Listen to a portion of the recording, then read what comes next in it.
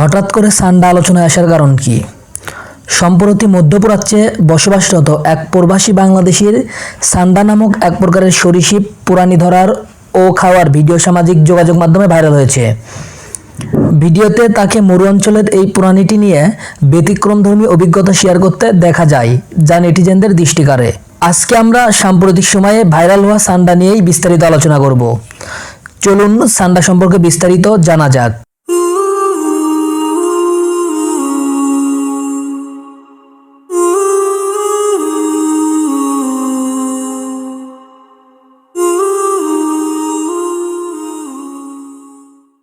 আসলে সান্ডা কি? সান্ডা নামটি মূলত একটি নির্দিষ্ট প্রাণীকে নির্দেশ করে না। এটি স্পাইনি টেইলড লিজার্ড বা কাঁটাযুক্ত লেজওয়ালা টিকটিকির একটি সাধারণ নাম, যার বৈজ্ঞানিক নাম ইউরোমাস্টিক্স। এই প্রজাতিটি অ্যাগামিডে গোত্রের অন্তর্গত এবং এর অন্তত 1 ডজনের বেশি প্রজাতি রয়েছে।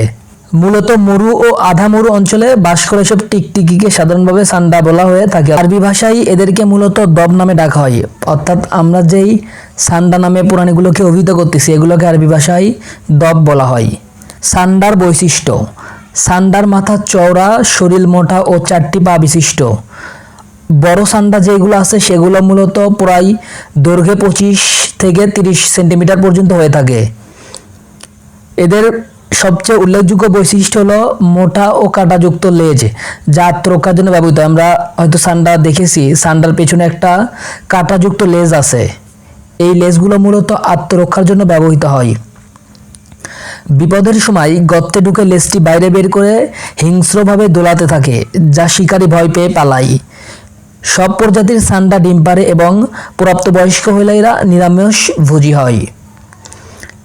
এখন আমরা হয়তো দেখতেই পাচ্ছি সোশ্যাল মিডিয়াতে ঢুকলে যে সান্ডা খায়। এখন জানবো আসলে সান্ডা কারা খায়। মধ্যপ্রাচ্যের মরুভূমির বেদুইন বা স্থানীয় গোষ্ঠীর কিছু মানুষ সান্ডা শিকার এবং খেয়ে থাকেন।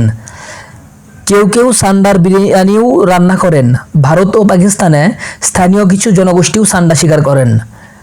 মুরগির মাংসের মতো সান্ডার সাদা মাংসের স্বাদ বিবেচিত হয় এবং কিছু হিন্দু জাতিগোষ্ঠীর মধ্যে এটি একটি সুস্বাদু খাবার। বিশেষ করে লেজের অংশটি খাবারের অন্যতম আগ্রহী কেন্দ্র। অর্থাৎ কাঁটাযুক্ত আমরা যে লেজটা দেখতে পাই, এটা মানুষের মধ্যে খাওয়ার আগ্রহ একটু বেশি। এখন আমরা যেহেতু মুসলমান, তাই আমাদের সবথেকে একটা গুরুত্বপূর্ণ প্রশ্ন আসে যে ইসলামে সান্ডার মাংস খাওয়ার বিধান কি? নবী করিম সাল্লাল্লাহু আলাইহি ওয়াসাল্লাম এর সামনে একবার তার সাহাবীরা সান্ডা পরিবেশন করেন, তখন তিনি সেটি খাননি।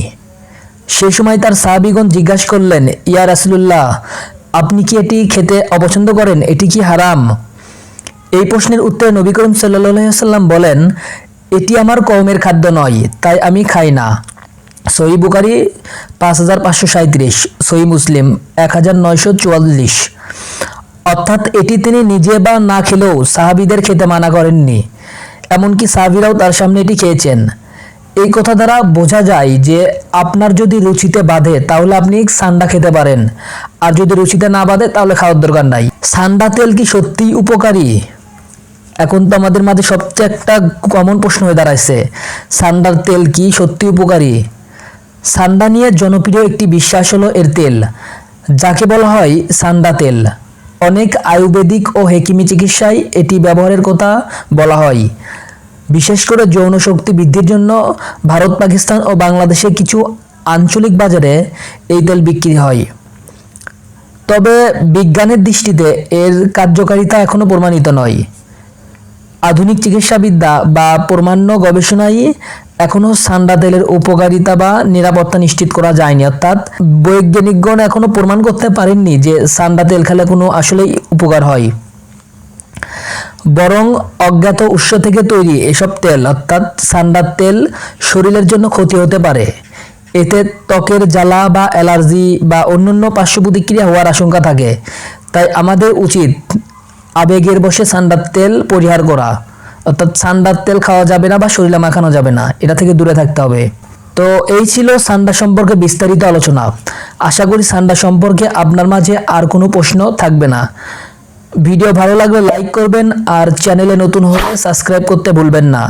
নেক্সট ভিডিও আসা পর্যন্ত সবাই সুস্থ থাকুন, ভালো থাকুন। আসসালামু আলাইকুম।